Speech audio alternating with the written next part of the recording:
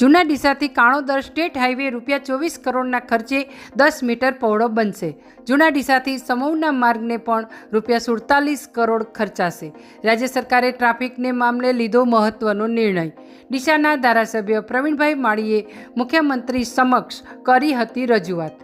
દિવસે દિવસે વાહનોમાં વધારો થઈ રહ્યો છે, જેના કારણે મોટાભાગના માર્ગો ટ્રાફિકના લીધે વ્યસ્ત બન્યા છે। તેમાંય ડીસાથી પાલનપુર, અમદાવાદ, ગાંધીનગર જતા માર્ગ ટ્રાફિકને લઈ અત્યંત વ્યસ્ત રહે છે, જેથી રાજ્ય સરકારે ડીસાથી જૂના ડીસા ગઢ કાણોદરનો માર્ગ ₹24 કરોડના ખર્ચે અને ડીસા તાલુકાના જૂના ડીસાથી સમૌ વાયા વાસણા સદરપુર રોડ ₹47 કરોડના ખર્ચે 10 મીટર પહોળો કરવાનો મહત્વનો નિર્ણય લીધો છે।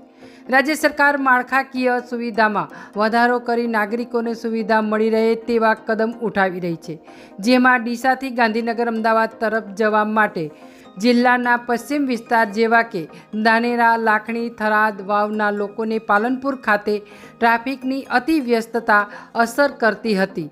અહીંના એરોમા સર્કલ ઉપર ટ્રાફિકનું ભારણ ઘટાડવા માટે ડીસાના ધારાસભ્ય પ્રવીણભાઈ માળીએ ડીસા જૂના ડીસાથી ગઢ કાણોદરના માર્ગને અને ડીસાથી સમૌના માર્ગને 10 મીટર પહોળો કરવા માટે રાજ્યના મુખ્યમંત્રી સમક્ષ રજૂઆત કરી હતી, જેથી મુખ્યમંત્રી ભૂપેન્દ્રભાઈ પટેલે બનાસકાંઠાના નાગરિકો માટે મહત્વપૂર્ણ કદમ ઉઠાવ્યું હતું, જેમાં ડીસાના જૂના ડીસાથી ગઢ કાણોદર સુધીના હયાત સ્ટેટ માર્ગને ₹24 કરોડના ખર્ચે 10 મીટર પહોળો કરવા અને એ જ રીતે ડીસાથી પાટણ રોડ પર આવેલા જૂના ડીસાથી વાયા વાસણા, લુણપુર, જાબડિયા થઈ સમૌ સુધીના માર્ગને પણ ₹47 કરોડના ખર્ચે 10 મીટર પહોળો કરવા માટેની મંજૂરી આપી દીધી છે, જેને લઈને વાહન ચાલકોમાં ખુશીની લાગણી પ્રસરી છે।